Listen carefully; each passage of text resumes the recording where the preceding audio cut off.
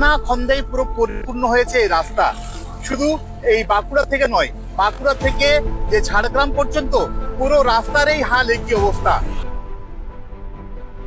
বাঁকুড়া শহরের ধলডাঙ্গা মোড় থেকে ঝাড়গ্রাম যাওয়ার প্রধান সড়ক ৯ নম্বর রাজ্য সড়ক বৃষ্টি হতেই বেহাল দশা। রাস্তার উপর তৈরি হয়েছে বড় বড় গর্ত। আসলে বছর খানেক আগে যা সিচুয়েশন ছিল তাতে তো রাস্তার যত না হয়েছে তার থেকে আমার যেটা মনে হয় ধারণা আর কি, রাস্তার টাকা বরাদ্দ হয়েছে ঠিক মতো বোধহয় কাজ হয়নি, তবু 1 বছরের মধ্যে রাস্তার এরকম হাল হয়।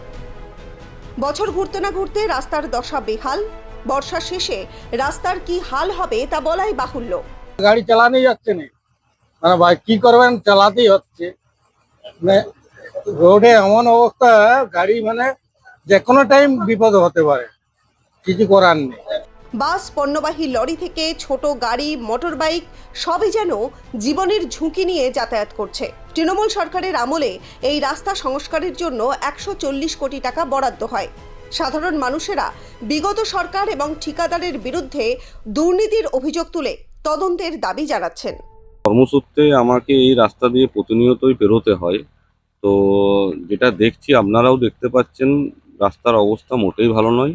বিশেষ করে বর্ষাকালে এত গর্ত আছে রাস্তায় যে জল জমার পর রাস্তা না খাল সেটা বোঝা কিন্তু দুষ্কর হয়। প্লাস কি সামনের টায়ার যদি চাকা যদি কোনো কারণে গর্তে পড়ে যায় তো লাইফ রিস্কেরও ব্যবস্থা অবস্থা সিচুয়েশন তৈরি হয় আমাদের। তো এইভাবেই আমাদের পেরোতে হচ্ছে।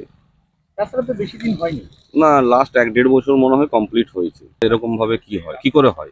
কোনো না কোনো জায়গা থেকে কিছু প্রবলেম হয়েছে, সে কন্ট্রাক্টর হতে পারে, প্ল্যানিং ডিপার্টমেন্ট হতে পারে, হোয়াট এভার। কিন্তু যেটা বাস্তব সেটাকে তো অস্বীকার করা যায় না, রাস্তার অবস্থা তো খারাপ।